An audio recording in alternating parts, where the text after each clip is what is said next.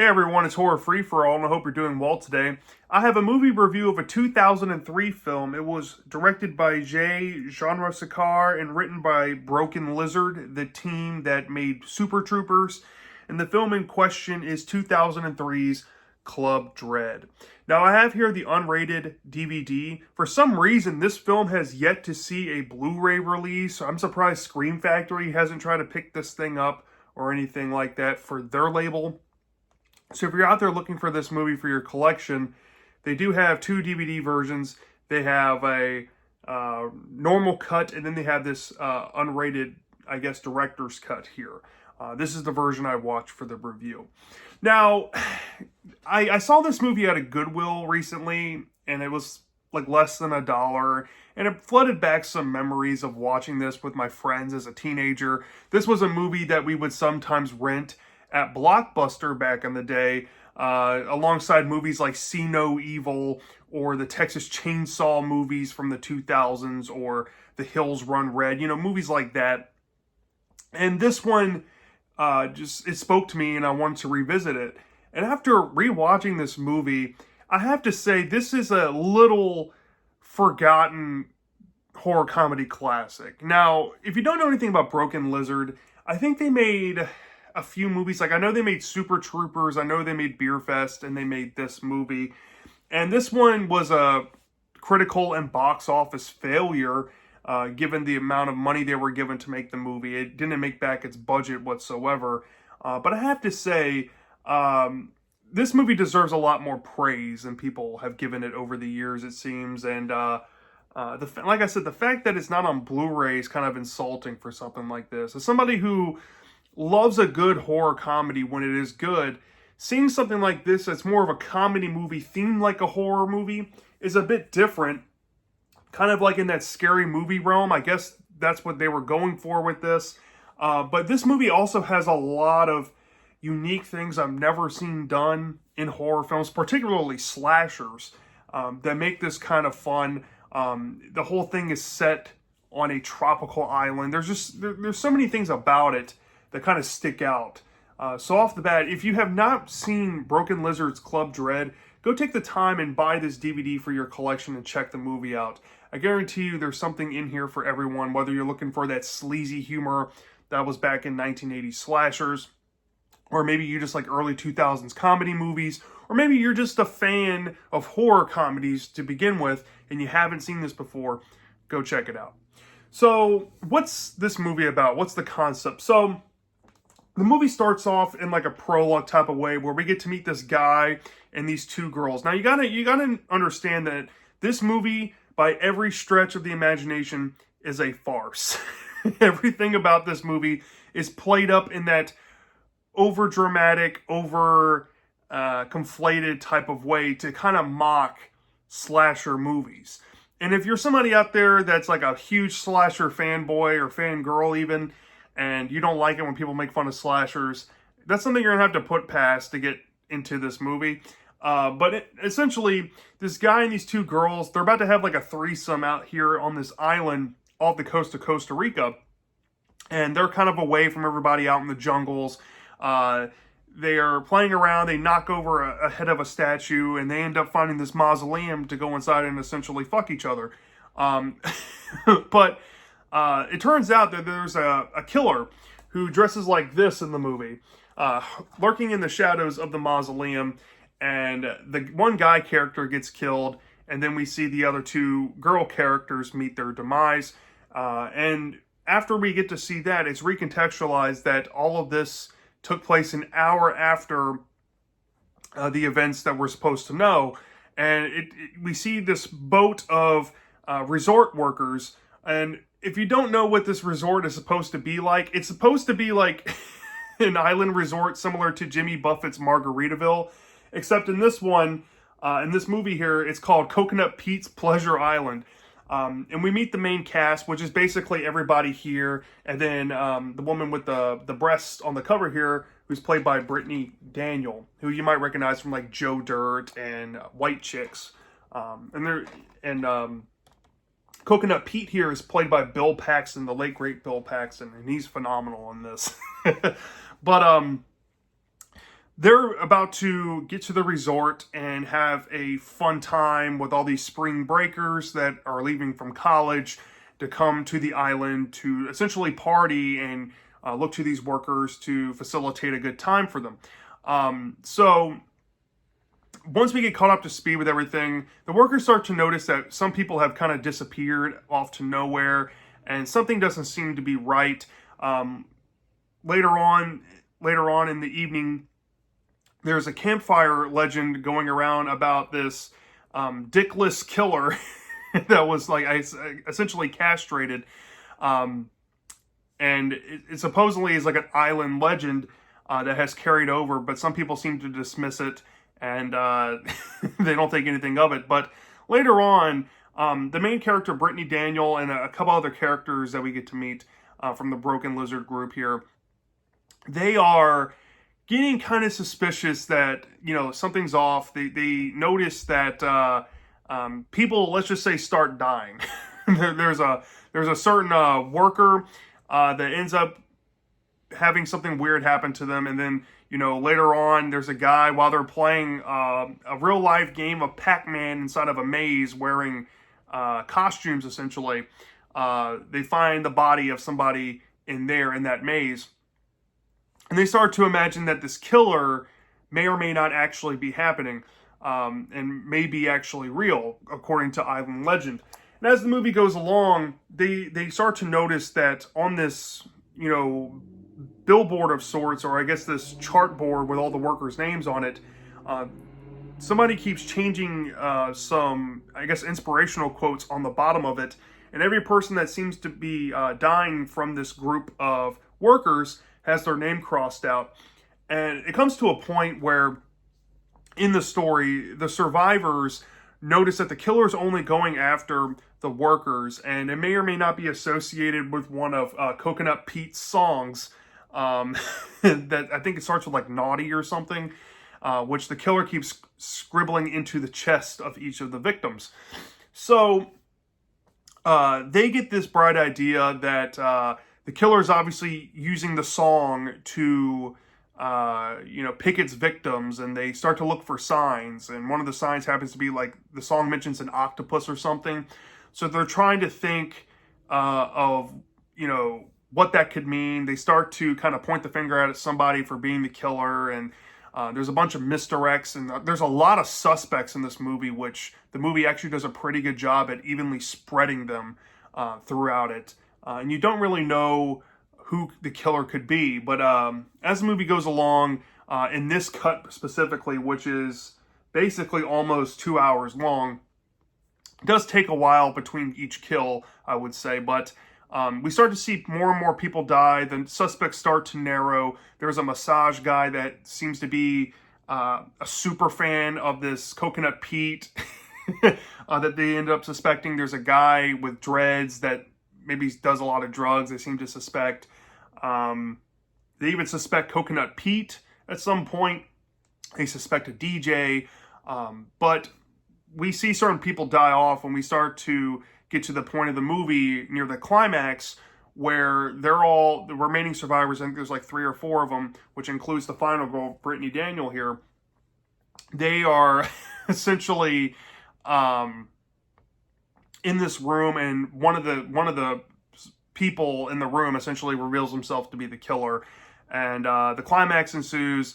There's this big whole thing about this like stage on the island where the killer has been putting all the bodies and decorating them, which obviously scares all the patrons and stuff, and that plays into the climax where it involves a boat. And in the story, the killer has been sabotaging all the boats and all the escapes off the island to make sure that the workers can't leave, essentially. But there is one boat that they end up finding, and that may or may not play into the killer maybe meeting their demise.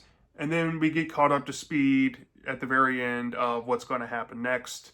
And that's essentially Club Dread as a whole. I did skip over a lot of the funny scenes. Like there's there's some scenes involving like this one guy who's like this womanizer. I think his name is like Carlos. he has sex with multiple women in this movie, and there is like an island patron that they suspect to be a suspect. They send him on like a reconnaissance mission, and they all hide in the closet to watch to see if she's the killer. But he ends up having sex with them while they're stuck in the closet. And it's pretty funny. But I skipped over that stuff because I just want you to come across it yourself and enjoy it when it's there. But yeah, like I said, that's what you're going to get out of Club Dread, essentially. And off the bat, here's the thing that I think most people need to understand about this movie. I kind of already touched on it. Before you go into it, you need to understand that this movie's a farce, and it's more of a comedy movie themed like a slasher. With that out the way, I think the movie itself has a pretty fun concept and stories. There's something about being stuck on an island. It kind of reminds me of the video game Dead Island or some other horror films out there where when you're stuck in such an isolated place from everything else, it makes it hard to get help, and that adds to the tension of the story. And you wouldn't think that this story actually has tension in a movie by Broken Lizard like this, but it surprisingly does. I want to say this movie is scary or anything, but it's really fun to see how the story unfolds and see the mystery and the suspects come to the forefront. And it honestly keeps it so open that you really don't know who the killer can be until the end. And it's in that comedic, farcical fashion, but it still makes it fun. And there's surprisingly a good amount of kills in this movie. Now, the kills aren't the most special thing ever. This is not like a Blumhouse movie or a Universal or Miramax horror movie from back in the day. They're not going to show blood and gore like your typical slasher movies, but it is surprisingly gory. And you wouldn't think that.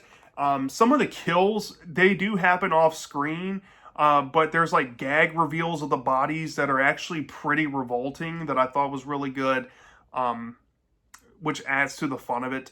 And that's one big compliment I could say to the film, is that it's fun and it's very aware in how it's making fun of a lot of things. I think the two main things it's making fun of here is Jimmy Buffett's Margaritaville, and it's making fun of slasher movies. And it weirdly works, and that's why it has this charm, and that's why it's easy to laugh along with this thing. As a matter of fact, a fun little factoid, I didn't know this, but Bill Paxton, who plays Coconut Pete, they actually wrote original music for this movie, and Bill Paxton sang the songs, and supposedly it tickled Jimmy Buffett to the point where he asked permission if he could play those songs at Margaritaville, which was hilarious to me. So that's awesome. The original music in this movie it sets the ambiance to the location. This movie has a very rich atmosphere too, and you want to think that as well. The acting performances from the Broken Lizard group, from Brittany Daniel, from Bill Paxton, they were all fun and electric. The comedy here was really funny. A lot of the jokes landed. Some are mildly dated, but some still work that are like, it's out there. It's an early 2000s comedy, so it can get a little bit raunchy, but it's raunchy in that fun way. And yeah, it's a movie that doesn't take itself too seriously, but at the same time, the plot itself is played up serious, which I kind of weirdly like that setup for it. And I mentioned earlier that this movie does things with slashers that I've never seen before, and this kind of incorporates a few elements from other things that I've seen, like Final Destination, for example, when the survivors realize that there is a death's design. And in Final Destination movies, death itself is kind of like the slasher. Here, the killer has a design, and the survivors figure it out, and they're kind of able to look for signs within this specific song that he's basing the next murders on, which I think is really cool. That's a really cool aspect to add to a slasher movie that I really haven't seen done like that before. And on top of that, I will say this, for this being a I want to say a mockumentary, but like a mocking farce of a slasher. I do think that it understands what a slasher is at the heart of it. It's sleazy. It's supposed to be fun. It's supposed to be you turn your brain off and you kind of root for the people who die. And the way the characters are built up in the movie, you get a lot of character moments between these various characters in the film, and you get to kind of understand their personality and some quirks through the comedy gags and all that stuff too. And it kind of goes through all the dumb tropes that a slasher does. And it's kind of like a commentary on those things, like when you think you have the killer and you put him isolated by himself, but you don't think of where you're putting him or stuff like that. Or, there's some other things I don't want to give away because it kind of plays into who the killer actually is. I don't want to spoil who the killer is, but there's some serious commentary about slashers and whodunit slashers and stuff like that I really enjoyed as well. I mean, I have a lot of positives with this movie. I can keep rambling on about it, but there's just something about it that really works in that quirky way. However, I do have some mild drawbacks with it, to be honest. The one thing that I think most horror comedies do well that this movie doesn't really do is that while this movie's aware and while it knows what it's trying to, I guess, come to mock and make fun of, most horror comedies out there, they work in that it shouldn't work kind of way. Prime example, like an Evil Dead 2 or an Army of Darkness, right? There's that level of cheese that adds to the charm that you can definitely see some people not liking it, right? Or something like Tucker and Dale versus Evil, where it's so tongue-in-cheek, like corny in some aspects of it, but it's played up that way to make the movie what it is.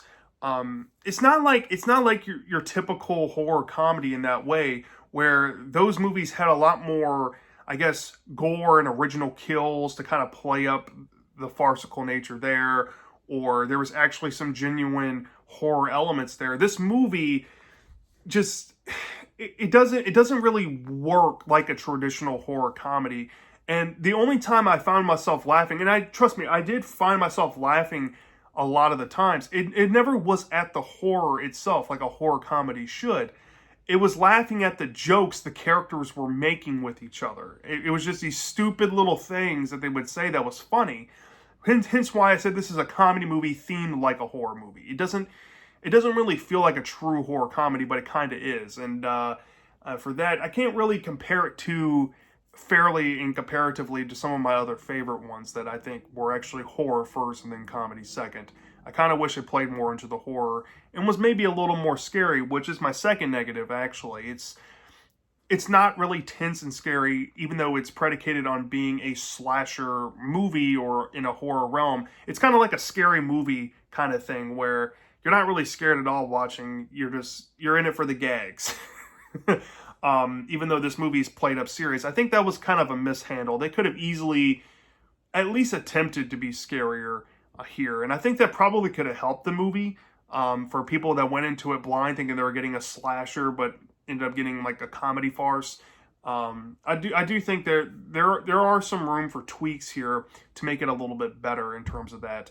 And the last negative I have with it, at least in terms of this unrated cut, and I haven't watched the theatrical cut, which I'm assuming is trimmed down considerably. I think this version adds 20 minutes, so yeah, it was about an hour and a half for that original theatrical cut. I do think here that after watching the bonus commentary and all that, this was kind of the version they really wanted to go with, but the studio felt like a shorter movie would have been better for something like this. I do think that the movie does drag. At least this true vision they had of this, I guess, to even call it that. There's a lot of drawn out things. I think the movie's pacing can be all over the place. There's a lot of gaps between sequences of kills. Like you'll get like a group of 3 deaths, and then it takes a while to get to the next death, and then it takes forever to get to the next death, and then you get a whole bunch of deaths kind of dropped off within a short amount of time from each other. The pacing could have been a little bit tighter on this thing, and yeah, I mean, that's really all the negatives I have with it in a nutshell. I mean, these are things that aren't necessarily detrimental to this film, in my opinion, but they do kind of weigh it down. Like I said, I haven't watched the theatrical version. I didn't watch it for posterity for this, if only because you got the whole movie. It just adds 20 minutes of extra footage onto it. So I technically watched the extended cut here. So with that being said, would I recommend Club Dread? Absolutely. I think that if you're, like I said, if you're a horror comedy fan or a comedy movie fan, or you like early 2000s comedies, you can only get this movie on DVD. Go pick it up. If I had to rate this thing from a 0 to 5 star basis, I'd actually be willing to give this maybe like a 4 out of 5 stars. It's not the greatest movie ever, but I think it's like a light, very good horror comedy movie. It really impressed me. It might actually be in my top 10 favorite horror comedies of all time, just for how much fun I had with the concept, and the certain aspects I really do like about it make it revisitable. It feels kind of unique, and at least in terms of island slasher movies, or I guess horror slashers set on an island. You can clearly tell, I guess they were kind of mocking the sequel to I Know What You Did Last Summer, but they end up making it better here. So, I don't know. Some people might find it dated. Some people might think that it's a little too ahead of its time. If something like this came out today, I don't know how people would react to it. It probably would be a straight to Shudder kind of thing, sadly. But I'm glad this exists. And yeah, y'all need to check this out. If only to see Bill Paxton in a comedy role. If you like movies like The Vagrant or those other hidden gem horror movies, this, I think, is a hidden gem for real. So yeah, that's my thoughts on Club Dread. Let me know down in the comment section if you've seen Club Dread. Do you love this or do you hate this? I'm dying to know. And I'll see you next time.